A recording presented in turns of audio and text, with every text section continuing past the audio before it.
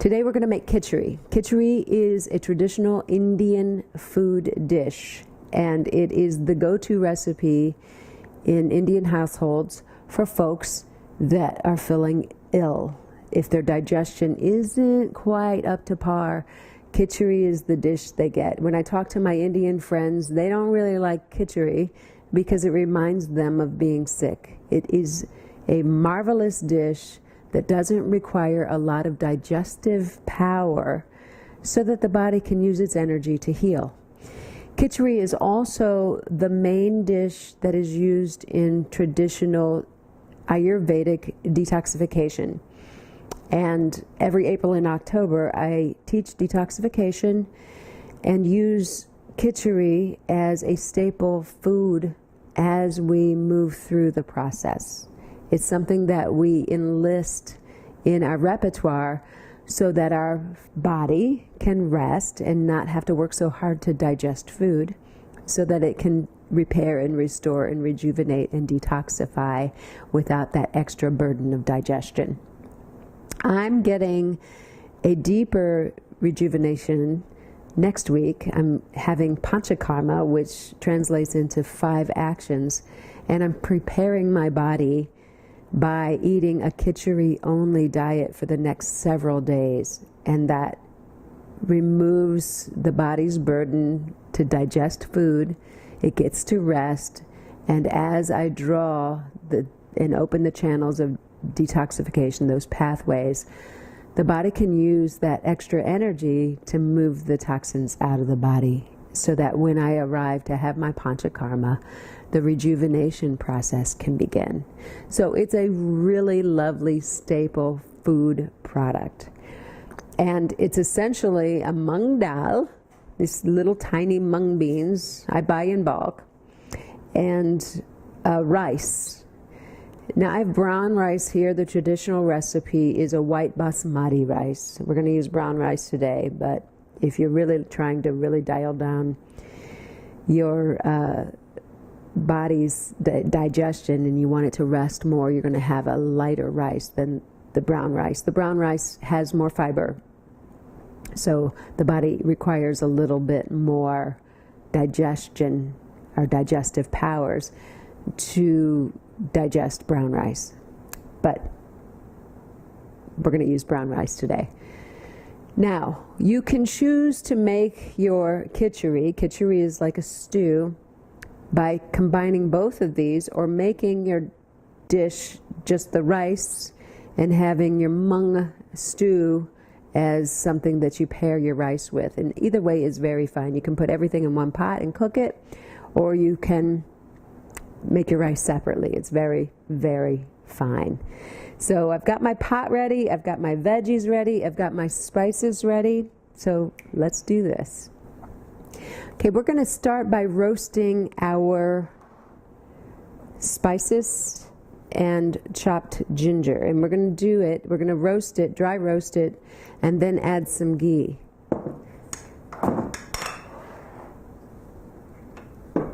I'm really using a ton of ginger because ginger is a massive digestive. It helps just about everything in the body. It increases our digestive fires. It's a spice that's quite lovely. Makes everything taste good, if you ask me. But I'm mincing it quite finely so that it gets incorporated into the kitchari very well. Again, you can decide how much of this you want. You can do like a little baby finger, or you can do a huge hunk like I just did. So I have my ginger minced. This is a spice grinder. Cumin. Just eyeing it up. Quite a lot. I put like 2 teaspoons of cumin. Coriander, same thing. I'm hitting it really hard with coriander. Those are the 2 spices I need to grind. Okay, cumin and coriander.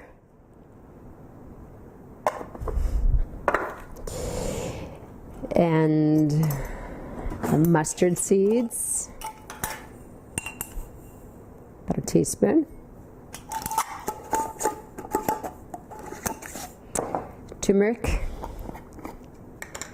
Turmeric is an anti-inflammatory. It has so many healing properties. It's marvelous. And this is hing. You find all of these things in bulk at an Indian grocery store.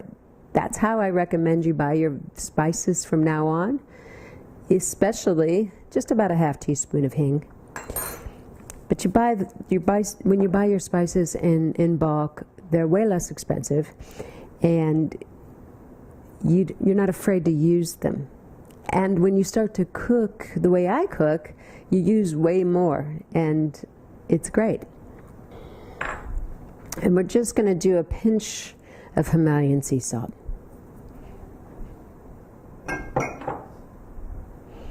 All right. Let's move this to the side. All right, we've got our pan. We have our ghee. We're going to put some fire on. So at about medium heat, we're going to take all these spices and just get a little bit of a dry roast on the spices. And be careful not to burn your spice. Just let that dry roast until you smell the aromatics of it. I'm starting to smell it. It smells so good.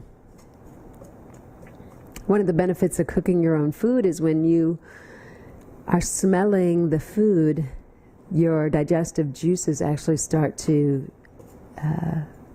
come into play so that your digestion is better. You smell the spice, you start to salivate, you begin to go, oh, I want some of that. And your body prepares for the food.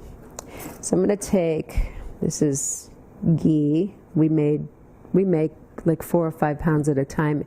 It's super shelf stable because all of the milk solids and the water has been boiled off of the ghee, and it doesn't need to be refrigerated or anything, and it can keep for years. I mean, literally years. So this is starting to really throw off a lot of the oils here, and we don't want to let go of all of the oils. I'm going to use a little over a tablespoon of ghee. You don't want to burn this. When it seems like it's gotten a nice roast, enough, you'll know. You're going to deglaze your pan with some vegetable broth. You can use water if you wish. You can make your own vegetable broth. It's quite easy. This is a shortcut, and I'm going to take it. So,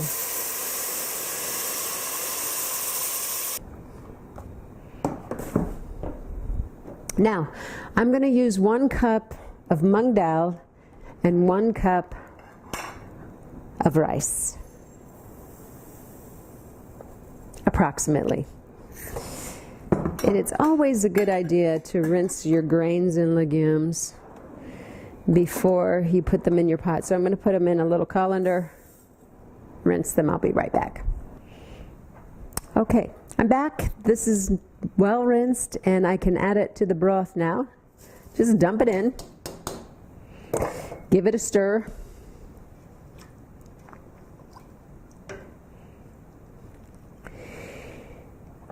And the rice and the mung dal will cook faster than the rice, but it's okay. It'll get a little more mushy as the rice continues to cook. You could have put your ginger in at the time of the spice, but I'm going to add it now, and I'm putting a ton of ginger in for this recipe.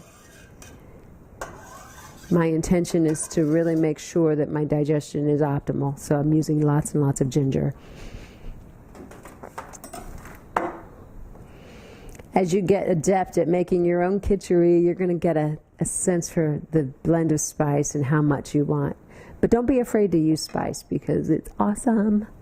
Okay, while your kitchari is cooking, you're going to want to add vegetables. And you can add any vegetable you want to kitchari. Today I'm just going to add carrots, and I'm going to dress it later with cilantro.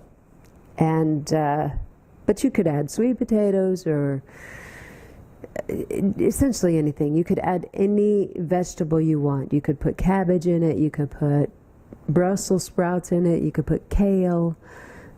Virtually any vegetable will be very fine in your kitchari. It's just really up to you. I'm not using any nightshade, so no potatoes, no white potatoes, no peppers, no hot pepper, no tomatoes, no eggplant. So those are not going into my pot at any point during this week. But you can. If you'd like to spice it with some tomato, you can. You totally can. Unless you have a problem with nightshades. So I got 4 carrots for this recipe. Again, the quantity that you put in is going to be entirely up to you. If you love carrots, add more. If you want something else, have that. So I'll be right back. I'm going to peel these. Okay, I'm back. And I'm just going to cut these like carrot coins. So I just chop the ends off.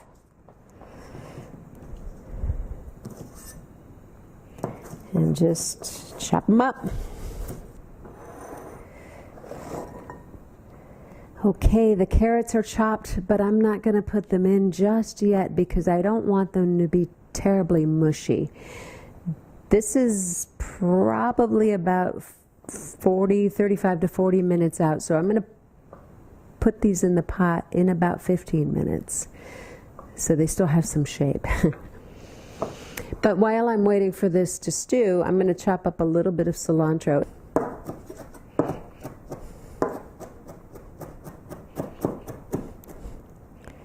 Okay, that's pretty good. Now the cilantro is going to be used as a garnish. Again, you think garnish? That's a lot of cilantro, but I love having tons of spice in the food because spice adds to the nutrition. Cilantro is notoriously awesome for breaking up phlegm and purifying the body. Plus it tastes amazing. So this goes on last, after the food is actually cooked. I'm looking at the stew right now, and because it has both the basmati and the mung, it's starting to absorb some of the liquid. So you're going to want to watch that.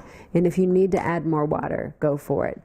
Again, the consistency of the finished product is completely up to you. If you want it to be more soupy, add more liquid, and if you want it to be more like a stew or even kind of like a porridge, you would add less. So I'm going to add some water and place a lid on this so it cooks a little bit faster.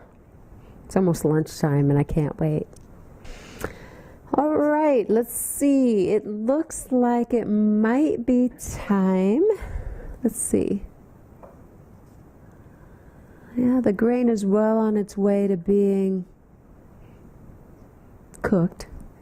It probably has about 15 more minutes. So I'm going to add the carrots now so that the carrots get done at the same time as the grain.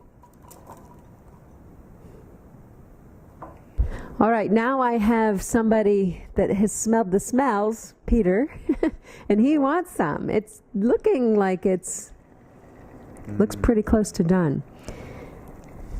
You want to taste it? Sure. Okay.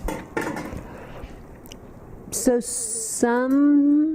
again, there's so much variety involved in making kitchari. You may want it to be a little al dente.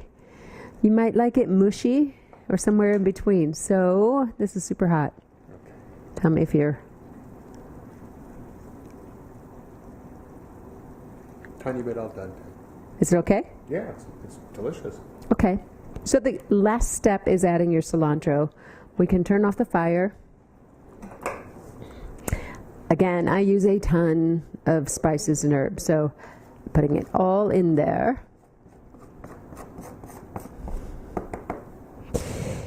Giving it a stir. And it's so beautiful. It has the carrots in the fresh, very bright cilantro color. It makes it appetizing, very appealing. Would you hand me a bigger spoon? Mm-hmm. All right. It's lunchtime.